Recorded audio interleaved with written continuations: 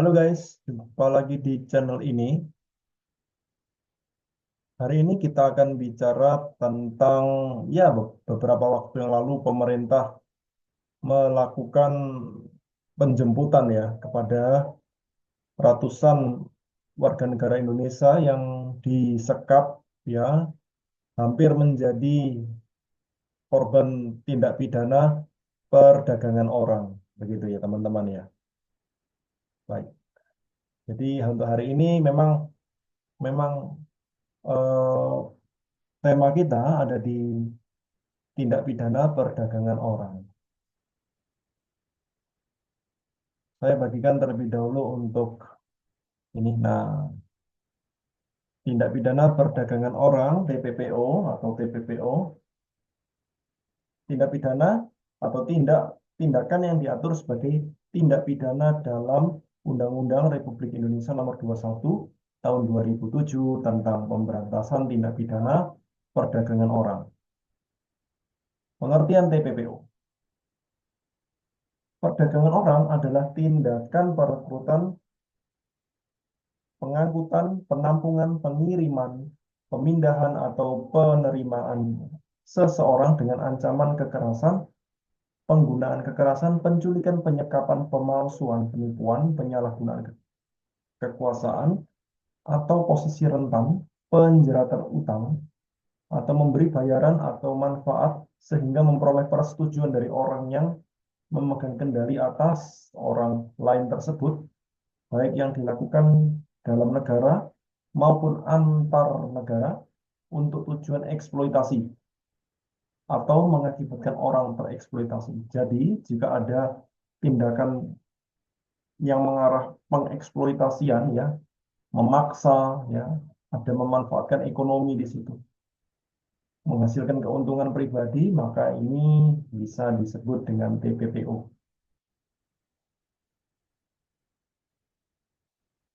Sesnek, ya, Sekretariat Negara menyebutkan pemerintah pulangkan 554 WNI korban TPPO di Myanmar.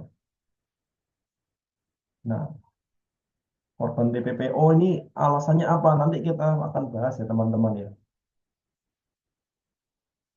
Berikut, 699 WNI korban TPPO dan kerja jadi operator scammer di Myanmar, satu orang tersangka. Nah, dari dua berita ini, satu di berita Sesnek dan yang kedua di merdeka.com, intinya sama bahwa adanya pemerintah berperan untuk memulangkan kembali 600 ratusan ya 600-an WNI begitu. Nah, apa maksudnya? Bahwa memang tindak pidana perdagangan orang ini itu merupakan tindak pidana yang tidak dilakukan sendirian, melainkan sindikat bersama-sama. Ya, ada yang mencarikan korban, ada yang menadah korban, ada yang mengirimkan, ada yang menerima uang, begitu ya teman-teman, ada yang mendanai maksudnya. Ada definisi, ada fakta tadi, ada ancaman pidana. Nah, ancaman pidananya berapa tahun? Kita lihat. Ada pasal yang diterapkan di pasal 4 Undang-Undang Nomor 21 Tahun 2007 tentang tindak pidana perdagangan orang, pasal 81 Undang-Undang Nomor 18 Tahun 2017 tentang perlindungan pekerja migran. Ancaman paling singkat 3 tahun dan paling lama 15 tahun penjara, denda paling sedikit 120 juta dan paling banyak 600 juta. Berarti apa? TPPO adalah tindak pidana yang serius dan pemerintah meletakkan perhatian khusus untuk tindak pidana ini. Berikut. Nah, jadi memang ini ya teman-teman ya. Ini serius, hati-hatilah keluarga kita, saudara kita, tetangga kita, anak kita, jaga baik-baik dan perlu ditekankan bahwa bila diajak oleh orang-orang yang tidak kenal begitu, sebaiknya ditolak untuk melindungi diri. Dan bila memang ada kabar adanya penyaluran tenaga kerja di negara X negara Y, negara Z, maka kita harus meng-cross-check terlebih dahulu keabsahan bisnis dan reputasi bisnis dari PT itu, dari lembaga penyalur tenaga kerja itu, apakah sudah pernah mengirimkan tenaga kerja, bagaimana legalitas perusahaannya, kemudian siapa saja yang bertanggung jawab di situ, bagaimana keselamatan, bagaimana administrasinya, maka kita harus pahami itu. Ya, karena ketika kita tidak aware, tidak perhatian terhadap hal-hal yang remeh-temeh seperti itu, namun penting, maka yang menjadi taruhannya adalah keluarga kita. Nah, tadi ada unsur, ada definisi, ada ancaman hukuman ya, 3 sampai 15 tahun dan 120 juta sampai 600 juta. Ada unsur yang memenuhi, unsur-unsur yang memenuhi TPPU ini apa? Begitu ya. Berdasarkan pasal 4 Undang-Undang Nomor 21 Tahun 2007, satu, setiap orang, berarti setiap orang yang terlibat dalam sindikat itu, ada penadah, ada pencari, ada sebentar, ada yang mencarikan korban, ada yang mengantarkan korban, ada yang mendanai korban, ada yang menadah korban untuk ditaruh di tempat-tempat tertentu yang dianggap atau dijanjikan sebagai tempat kerja biasanya. Nah, orang-orang yang terlibat itu, maka itu merupakan termasuk TPPO. Membawa warga negara Indonesia ke luar negeri, ke luar wilayah Indonesia. Berarti selain dari luar negeri memang lebih lebih lengkapnya adalah baik di dalam negeri maupun di luar negeri, ya, di dalam negeri maupun di luar negeri, ya. Dan yang ketiga adalah dengan maksud untuk dieksploitasi di luar wilayah negara Republik Indonesia. Ada proses pengeksploitasian di situ, di dalam maupun di luar negeri. Ini termasuk perdagangan manusia. Contoh putusan TPPO, teman-teman. Ini kita ambil putusannya berdasarkan putusan nomor berapa tadi? 175 Pitsus 2017 Pengadilan Negeri Ambon. Ini yang sudah putus teman-teman ya. Yang kemudian ini ceritanya akan ya, dari putusan ini terdakwa melakukan banding. Tapi kita ambil contoh nyata, fakta bahwa memang TPPO ini ada tindakan tegas. Masing-masing dipidana penjara, masing-masing 3 tahun ditambah denda 150 juta. Ya, jelas ya, ada ketegasan hukum di situ. 3 tahun kena kena hukuman minimal memang, tapi dendanya 150 juta dan subsidiar kurungan 2 bulan, 2 bulan kurungan. Artinya kalau andai kata tidak dipenuhi putusan denda itu, maka dia kena 2 bulan tambahan. Nah, ini kasusnya ya teman-teman ya. Lihat kasus ini ada bahwa saksi korban yaitu Eliska Feris. Saksi korban adalah saksi yang berasal dari korban. Korban itu kemudian diperlukan keterangannya oleh penyidik sekaligus perangkat persidangan baik baik jaksa penuntut umum maupun hakim sekaligus pengacara ya. Selesai mandi kemudian terdakwa Rita Pati dan Ona memberikan saksi korban pakaian dan menyuruh mengganti pakaiannya bla bla bla bla bla. Terdakwa satu menawarkan pekerjaan. Nah, ada iming-iming pekerjaan di sini.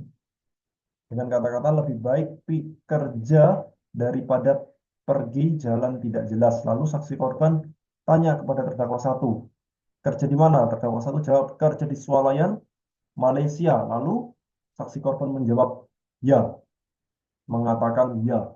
Ya. Berarti ada iming-iming dan ini modusnya kurang lebih sama teman-teman, hanya lokasinya yang berbeda.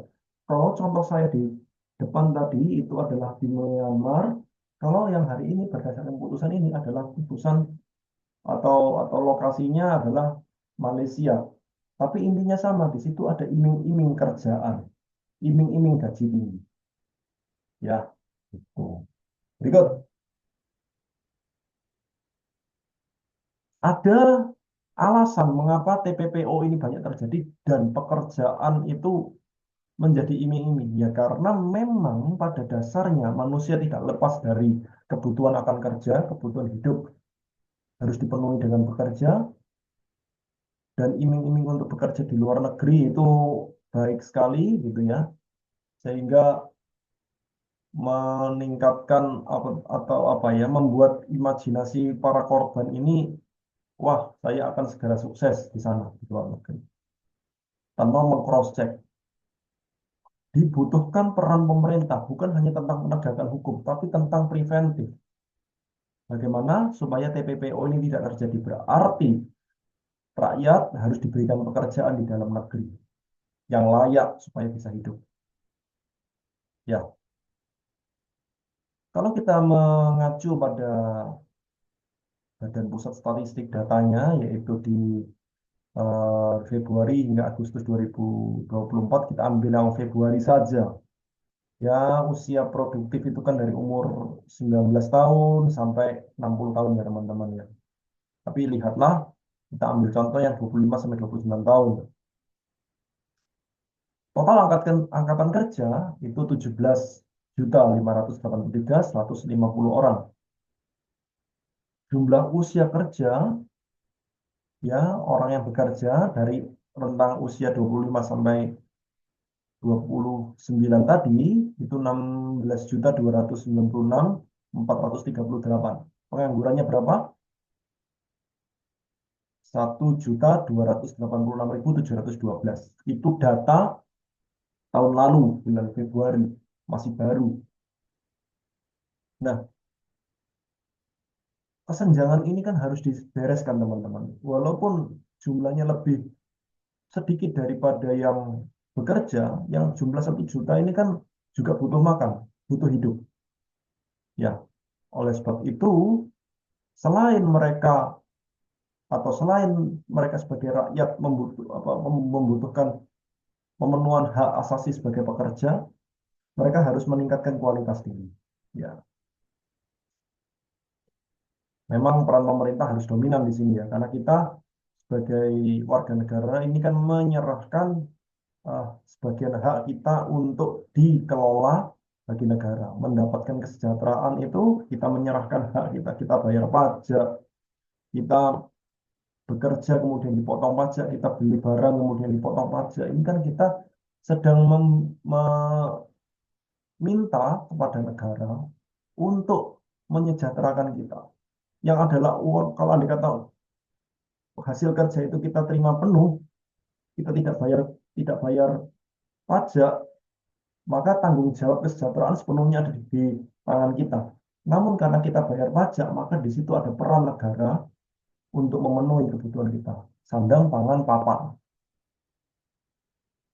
termasuk juga lapangan pekerjaan untuk bisa sekolah dan melanjutkan hidup. Lalu, solusi apakah yang bisa dipenuhi di sini teman-teman ya, untuk mengurangi pengangguran itu? Pelatihan sumber daya manusia. Nah, pelatihan-pelatihan di setiap ibu kota provinsi ini penting, atau teman-teman boleh pelatihan secara digital ya, digital analis, kemudian ada pelatihan online berupa ya, kalau saya sebutkan websitenya namanya udemy.com, UDEMY, UDEMY itu adalah website yang menyediakan layanan kursus berbayar tapi murah teman-teman. Setelah selesai ikut ikut pelatihannya, Anda bisa dapat sertifikat kelulusan. Nah, berikutnya, selain warga negaranya sendiri yang meningkatkan kualitas diri berdasarkan fasilitas maupun baik secara offline maupun online, kita bisa meningkatkan investasi daerah. Nah, ini peran pemerintah daerah sangat diperlukan. Supaya apa? Dengan adanya investasi ini ada lapangan pekerjaan. Lapangan pekerjaan adalah nadi kehidupan masyarakat setempat. Nah, berikut adalah bursa kerja. bursa kerja bisa didapatkan di online ya maupun offline. Di Disnaker bisa atau juga di Jobstreet, di LinkedIn, website Jobstreet, website LinkedIn, website Glint dan lain sebagainya. Glint itu bagus itu juga banyak banyak lowongan pekerjaan itu. Sekaligus teman-teman atau usia yang belum bekerja ini untuk meningkatkan kualitas diri. Nah, pemodalan untuk industri informal. Biasanya orang-orang yang nganggur itu pinjam modal kepada orang tuanya, kepada saudaranya.